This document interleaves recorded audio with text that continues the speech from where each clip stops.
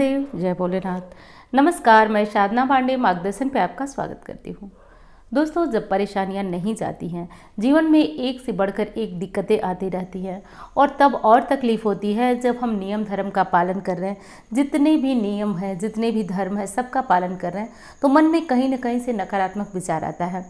तो आज मेरी बात उसी श्रृंखला में है कि देखिए, जब आप सब कुछ कर रहे हैं और फिर भी आपको देख रहे हैं कि आपके पति आ रहे हैं कहीं से, बहुत ज़्यादा उदास हैं, निराश हैं, परेशान हैं और उनका काम जो है सफल नहीं हो रहा है, तो देखिए ये कुछ गलतियां हैं जो कि आम जीवन में महिलाओं के द्वारा हो जाती हैं। तो ऐसा मत समझिएगा कि किसी एक के द्वारा। देखिए, हमारे यहाँ तो ये बहुत प्रचलित रीति रिवाज है जिसको कि मुझे लगता है हर घर में पालन होता है। लेकिन आजकल का जैसा परिवेश है, आप देख रहे हैं, बच्चियां हैं ना, उनको कोई बताने वाला है और ना ही देखिए बच्चियों को बताने वालों की भी गलती नहीं है, ना ही आजकल मतलब बहुत लोग सुनना भी नहीं चाहते हैं। किसी एक की बात नहीं करूं, बहुत लोग सुनना भी नहीं चाहते हैं और सब कुछ करके, जो भी नियम धर्म है वो सब कुछ करके आप यदि ये काम कर देते हैं ना, परिवार के सदस्य जब घर से बाहर जाते हैं नौकरी करने के लिए, ऑफिस दुकान के लिए, बच्चा स्कूल जाता है या फिर आपका बच्चा बड़ा हो गया है ऑफिस जाता है, कुछ भी करता है, सब मिलाकर कहूँ बेटा बेटी कोई भी है और घर से बाहर जाता है किसी भी काम के लिए और तुरंत यदि घर की महिलाएं ये काम करने लगती हैं ना, तो निश्चित रूप से आप उनके भाग्य को फोड़ देती हैं। विश्वास मानिए, कई जगह पे मतलब हमारे शास्त्र में ही बताया गया है कि जब पति परदेश जाए, परदेश का मतलब देखिए पहले के समय में होता था कि परदेश जा कर के ही यानी कि विदेशाटन वगैरह किया जाता था, जिससे व्यापार होता था, तरह तरह के काम होते थे। तो उस समय महिलाओं के लिए कुछ विशेष नियम भी बताए गए थे। गीता का जो है कहा जाता था कि 7वें अध्याय का पाठ करने से पति सफल होकर लौटता था। तो ये सब चीज़ें तो चलिए ठीक है, अगर आप कर लेते हैं तो अच्छा है, नहीं कर पाते हैं तो विशेष क्या नहीं करना चाहिए। सब नियम धर्म पालन कर रहे हैं, सब कुछ कर रहे हैं, जीवन में तकलीफ है तो थोड़ा सा अपने दिनचर्या पे ध्यान दीजिए और ये काम मत करिए। देखिए, मेरा काम है कि पूरी तरीके से आपको समझाना। किसी से फ़ोन पे मेरी बात होती है और वो लोग ना, मतलब क्या बोलूँ, पहले शब्द में ही बोलते हैं, दीदी मैं बहुत परेशान हूँ। आप लोग समझिए, मेरे सामने भी बहुत बड़ा एक चैलेंज होता है, क्योंकि जब कोई बहुत परेशान होता है तो ही हम लोगों के पास आता है, यह आपको भी पता है। और उसके जीवन से सारी बातों को जानना, समझना कि गलती कहाँ हो रही है। देखिए, लाख कलयुग है तो क्या हुआ, मेरी बातें आपको थोड़ी सी बड़ी लग रही होंगी, लेकिन आप लोग समझ लीजिएगा, मैं समझाने के लिए बोल रही हूँ। लेकिन कहीं ना कहीं हमसे छोटी बड़ी गलतियां हो जाती हैं और परेशानियां तो बैठी रहती है इसी इंतज़ार में कि हम गलती करें और वो हमारे ऊपर हावी हो। चलिए, अब ये सब बातें तो बहुत हो गई, अब हम मुख्य बात की तरफ चलते हैं, मुख्य बिंदु की तरफ चलते हैं।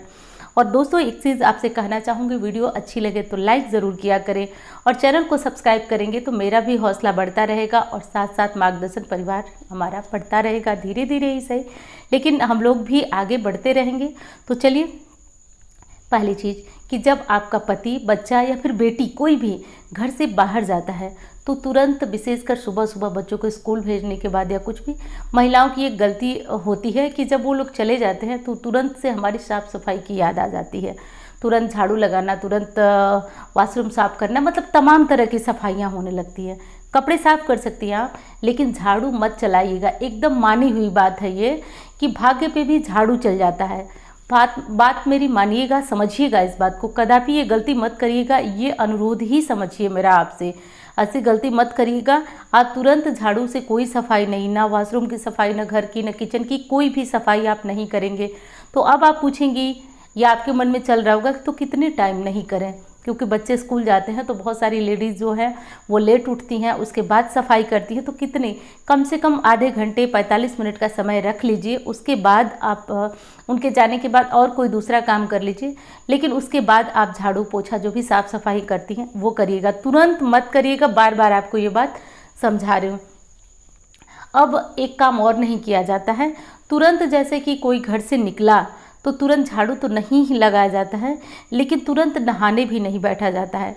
देखिए, ये चीज़ ना अपशकुन मानी जाती है। क्यों अपशकुन मानी जाती है? देखिए, बड़ा बुरा शब्द है लेकिन बता देती हूँ, बातों को समझाना आपको ज़रूरी है। तो जब किसी की मृत्यु हो जाती है और उसकी शव यात्रा की विदाई होती है, उसके तत्काल बाद जो है वो स्नान वगैरह होता है और घर की साफ़ सफाई, तो सब मिला जुला करने ये रीति उसी से जुड़ी हुई, इसलिए मना किया जाता है कि जो आपके घर से कोई निकला तुरंत स्नान मत करिएगा, अपशकुन होता है।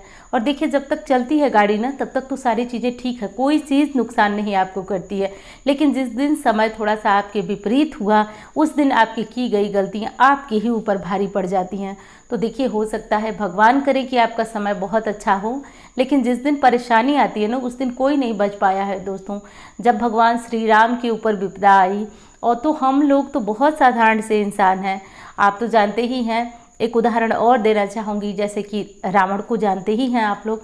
रावण जो था महाविद्वान था, महाप्रकांड था, 10 बार उसने अपने शीश काटकर भोलेनाथ को समर्पित किया था।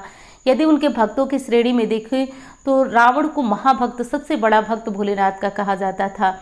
लेकिन सब मिला जुला के क्या है, जब मतलब इतना बलशाली था कि काल को भी अपने बस में कर अपने जो महल के खंभे थे उसमें बांध कर काल को रखा था। काल को रखने का मतलब कि जैसे उसके बिना किसी की मृत्यु हो ही नहीं सकती, काल ही आएगा तभी तो मृत्यु होगी। तो उसके राज्य में और उसकी किसी की मृत्यु हो भी नहीं सकती। लेकिन वो समय उसका अच्छा समय था। जब बुरा समय आया तो वही लंका जलकर ध्वस्त हुई और उसी रावण का सर्वनाश हो गया। तो सब कुछ समय पे डिपेंड होता है दोस्तों। आप लोग कभी ये मत सोचिएगा कि उसने ये किया तो वो उसका ठीक है, बस अच्छे और बुरे समय का फ़र्क है। इस समय को आप लोग ध्यान दीजिएगा। और कोई गलती जब हम अच्छे समय में करेंगे नहीं तो भगवान की कृपा से हमारा बुरा समय आएगा ही नहीं। तो ये चीज़ ध्यान रखिएगा। अगली और तीसरी चीज़ क्या नहीं करना है वो मैं बताती हूँ। देखिए जब घर से कोई तुरंत निकलता है, पुरुष के ऊपर ये नियम लागू नहीं होता। यदि घर से महिलाएं निकलती हैं, पुरुष लोग कुछ भी करें, झाड़ू बस मत लगाइएगा, बाकी आप लोग कुछ कर सकते हैं। झाड़ू नहीं लगाइए, बाकी कुछ कर सकते हैं। तुरंत बाल बिखरा करके, खोल करके और श्रृंगार नहीं किया जाता है। विशेषकर बच्चे अगर बाहर जाते हैं तो कर सकती हैं आप, लेकिन पति गए बाहर किसी भी काम से तो आपको तुरंत बालों को खोलकर कोई भी श्रृंगार या विशेष कंघी नहीं करनी चाहिए। तो ये सारी चीज़ें ना आपको याद रखना है और बहुत ज़्यादा महत्वपूर्ण ये नियम है और ये बातें हैं। देखिए मुझे ना ज़्यादातर कुछ ऐसी चीज़ें पता चलती हैं जब मैं देखती हूँ कि बहुत धार्मिक लोग भी परेशान हैं। तो क्यों परेशान है इन सारी बातों को, इसलिए मैं छोटी छोटी जो नियम विधियाँ मुझे लगता है कि ये चीज़ आपके साथ भी शेयर करना चाहिए, क्योंकि मैं रोज़ अपने जीवन में ये चीज़ जो है देखती हूँ कि बच्चे निकले, पति निकले, उसके बाद थोड़ा सा टाइम दे करके ही मैं जो भी काम अपना होता है, जो भी मुझे करना होता है वो सब मैं निर्वाह करती हूँ। तो इसलिए आपको बताना बहुत ज़रूरी था, तो ये वीडियो मैंने बनाया। और आपको ये वीडियो थोड़ी भी हेल्पफुल लगे दोस्तों तो चैनल को सब्सक्राइब ज़रूर कर लीजिएगा, इस तरह की जानकारियाँ आपको मिलती रहेंगी। और साथ साथ वीडियो को लाइक करिएगा। और मुझसे कुंडली दिखाना चाहते हैं तो जो नंबर आपको कॉन्टैक्ट नंबर दिया है उस पर संपर्क कर आप मुझसे अपनी कुंडली दिखा सकते हैं। इंस्टा फेसबुक पर मुझे फॉलो करना चाहे तो कर सकते हैं। भोलेनाथ का नाम लेते रहिए। हर हर महादेव।